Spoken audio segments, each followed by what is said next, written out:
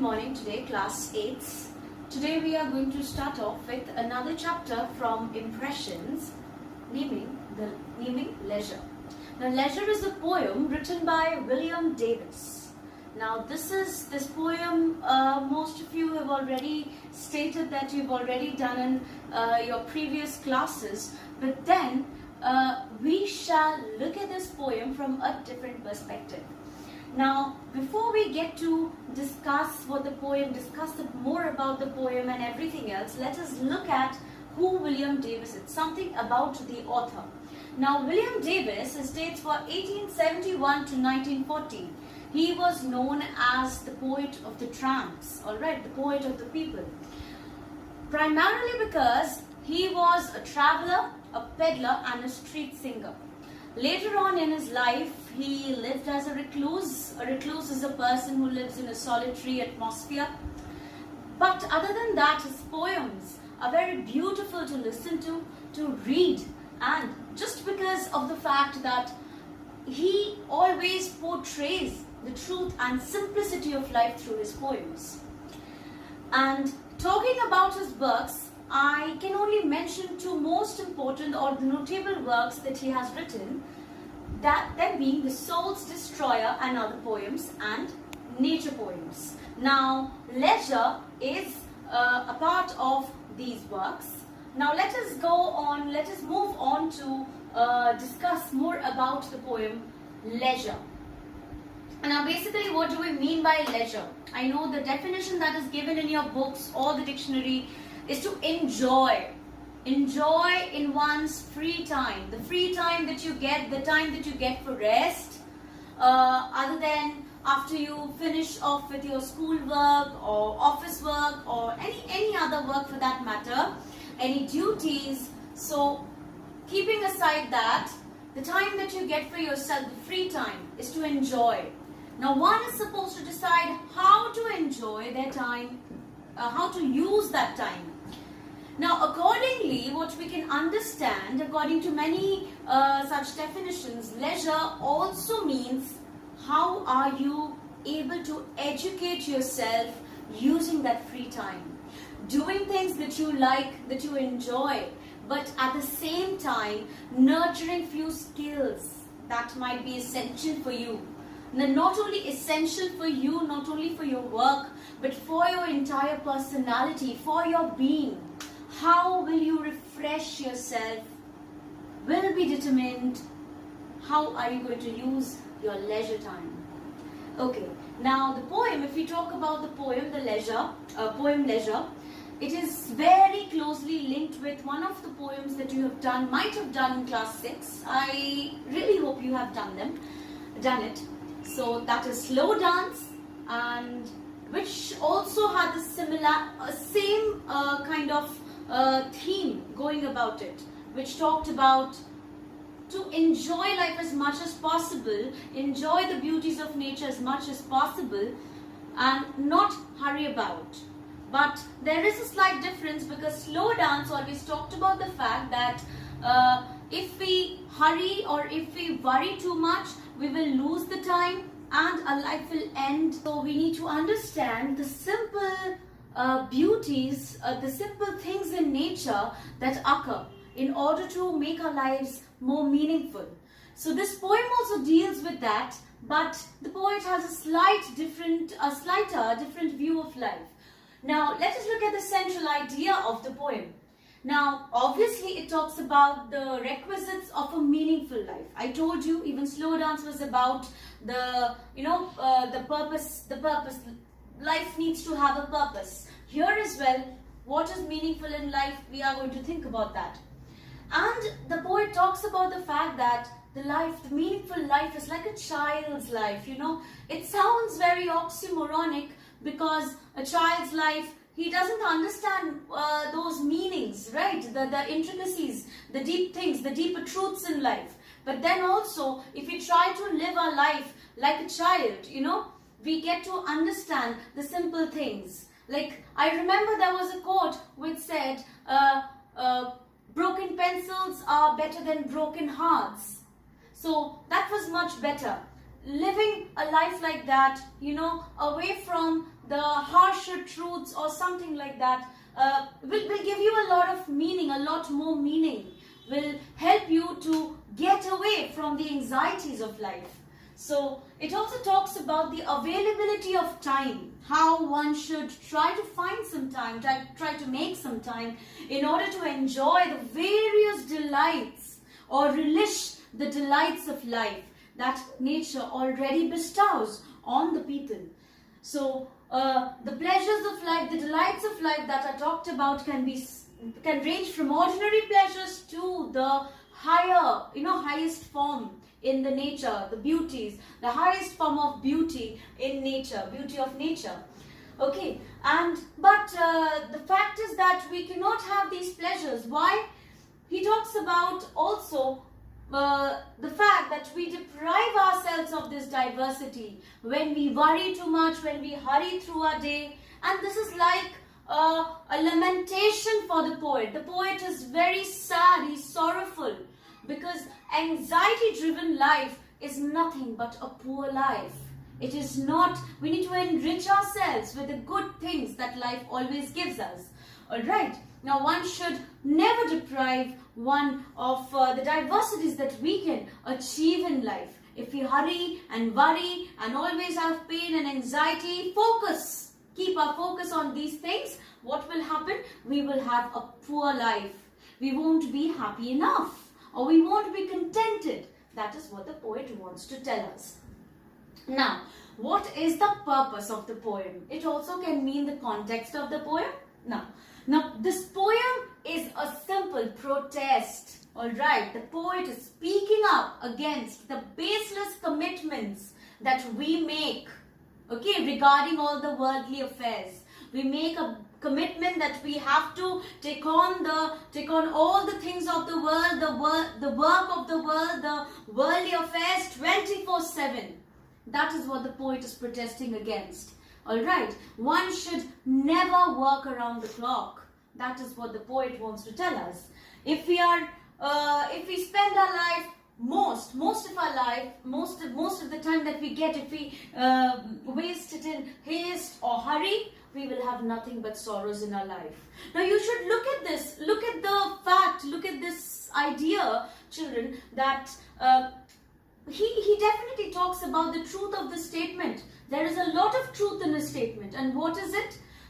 Whenever we hurry through something, whenever we do some work with a lot of hurry, we make a lot of mistakes, isn't it? And therefore we become more sorrowful, and we then feel pity for ourselves because we are not able to make that mark. We become neurotic, we become frustrated, then our relationships start to crumble down.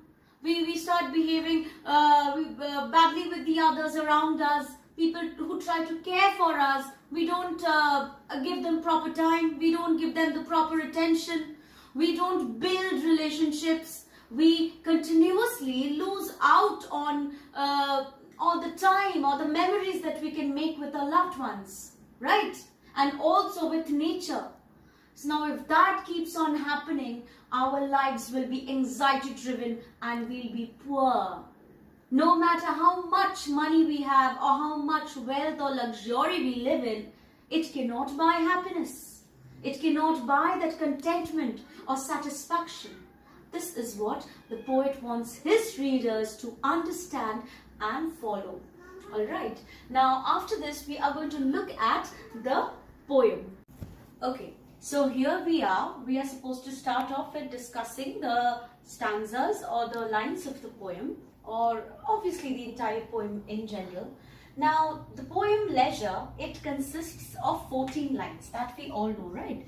14 lines, and you must have known that any poem that has 14 lines, 12 lines and then 2 couplets at the end, can be considered to be a Shakespearean sonnet. But though many people might argue with the fact that this poem might feel as a sonnet, might look like a sonnet, but the poet himself, he did not take it to be a sonnet. Alright, now all the lines that you have, they are in couplets. If this is line number 1, okay, so this is line number 2, that is one couplet, okay. Line number 3 and line number 4, okay. That is another cup. So this poem has got 17 couplets like these. Couplets are two lines that are together. They are taken as a couplet, alright, in a poem. So what does this poem actually want to tell you? Before that, this poem is consisting of rhyming couplets, okay? And if we look at the rhyme scheme of the poem, we would see that the lines at the end, they match, okay? So, see, the first one, in the first couplet, the lines, these words at the end, they do rhyme together. So, that would be A. If that is A, it does not match with the second couplet, alright? So, this is a completely different one. Bows and cows, okay? So, that would be AA, BB, CC, DD, and so on. It will continue till G, because we have 7 couplets, alright? And sorry, it will continue till F, because the first couplet, it is repeated at the end. It repeated towards the end. The last couplet and the first couplet, they are the same thing. Okay, now how does the poem start off? Let's read. What is this life if full of care? We have no time to stand and stare.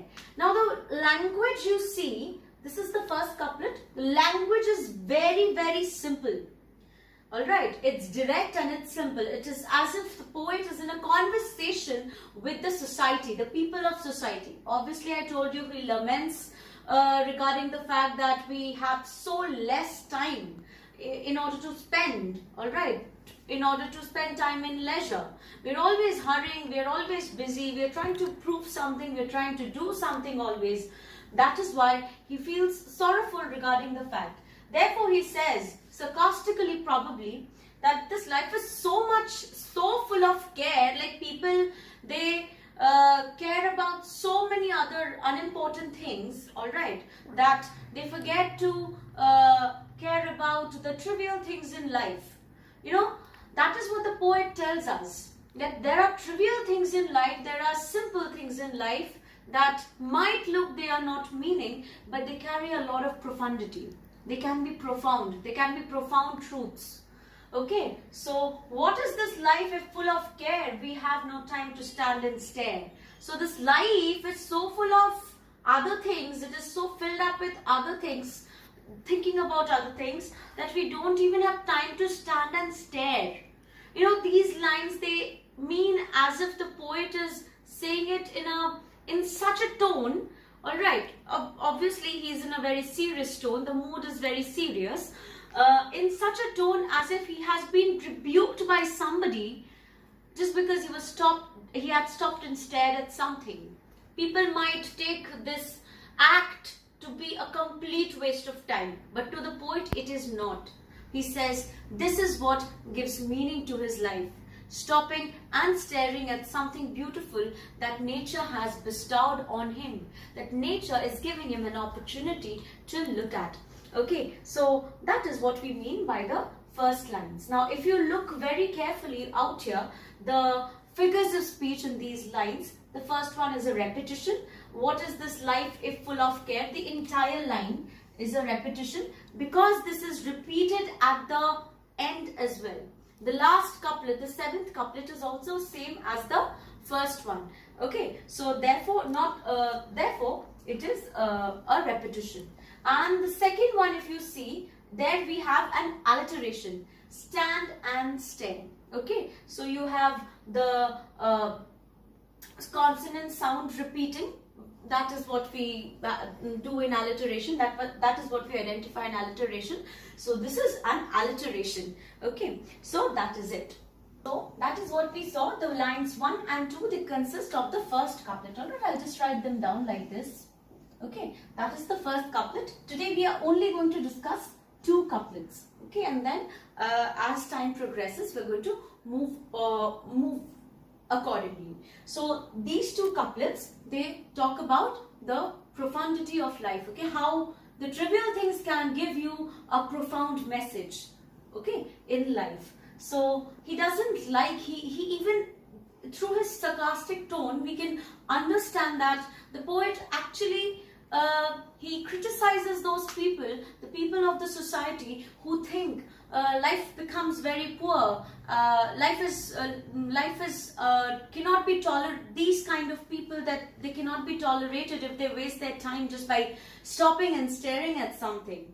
So the poet, he criticizes these kinds of people, all right, of the society. He says that it's because of them that their life is definitely poor if they can't even tolerate standing and staring at something beautiful.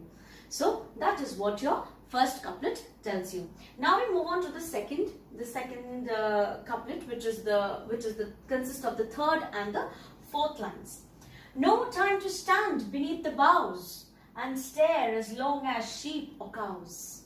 Okay, so very, very simple lines yet again. So lines 1 to 4, that is it.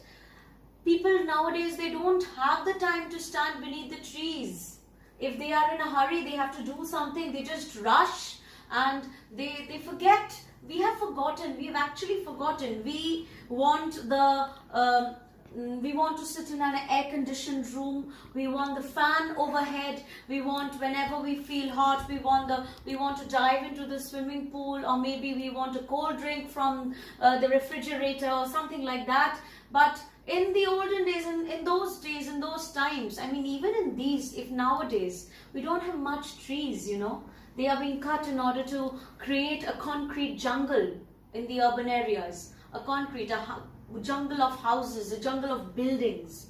Okay, so people, they don't have the time to stand underneath the tree to just experience the cool shade of it. So that is what would make him one with nature. People have forgotten to do this, and definitely they have deprived themselves of the nature's bounties. And when they have forgotten to do things like these, they have also forgotten to stare at cows or sheep. You know, when the cattle, they graze in the pastures, they do nothing other than just to graze on and just look here and there. They just take a glance here and there.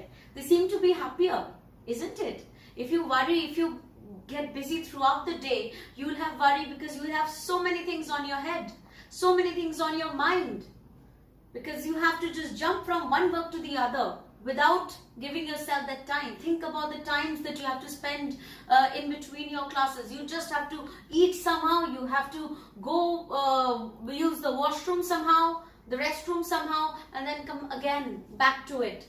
So however be it, our life has become like this. And so we should think about it, stop and think about it. Just like in slow dance we had read, stop and think, right? So over here also the poet criticizes the people, criticizes those people in the society who don't have time to experience the cool shade under the trees, or they don't have that that amount of time to stop and stare at the grazing animals, or maybe like the grazing animals. Like, there is a figure of speech out here when we move on to discussing that.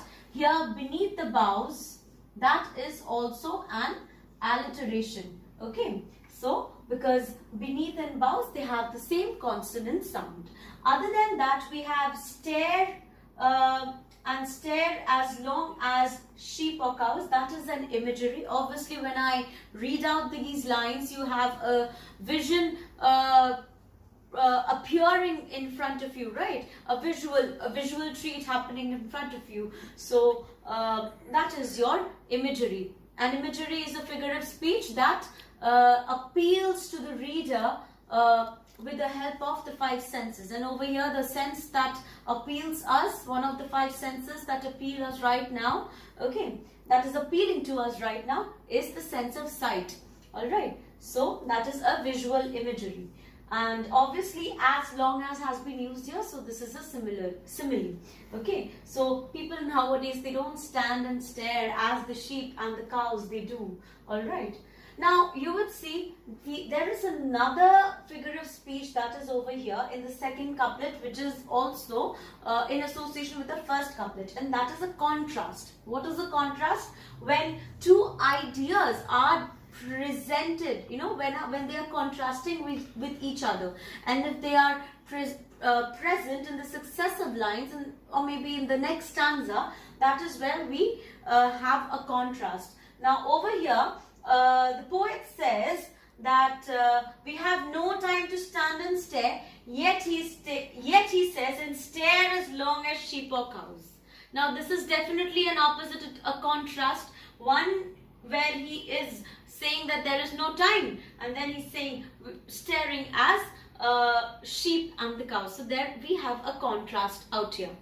Other than that, the idea about the lamentation of the poet, okay, when the poet is lamenting that there is no time left for us to think about all these things, that seems to be ironical. Why? Because he tells us that there is no time. But as readers, we get the impression that just because the poet has experienced all this, that he has stood under trees, he has stared at the sheep and the cows, he has experienced that joy of the beauty of nature. So this is ironical. Poet says there is no time, yet he has experienced all these things. He only laments in order to show that others, they are not in his shoes, they are not at his place. Therefore, this is ironical. Alright, so these are the figures of speech that we can find out here. So in the second couplet, we learn about the fact that humankind has lack of time. Alright, so the poet prefers to be a sheep or a cow rather than being a human, because the sheep and the cows, the cattle, they have been permitted to stop and stare, but he is not. So that is where his lamentations are coming from. Alright, so he tries to imitate the activity of the animals, alright, but then the sad thing is the people of the society, if they notice him, they are going to call him a good for nothing fellow. So that is what makes him feel sorry about. Therefore he prefers to be an animal rather than a human being who doesn't have time even for himself. So this is what the poet is talking about in these two couplets. In the first one, he talks about profundity and triviality, okay, where trivial things give us the profound meanings in life. And in the second one, he tries to tell us that humans don't have the time even for themselves, the lack of time that he is talking about. Now, this will be done for today, and in the next week, in the coming week, we are going to discuss more about the rest of the poem, the other couplets that are there. Thank you.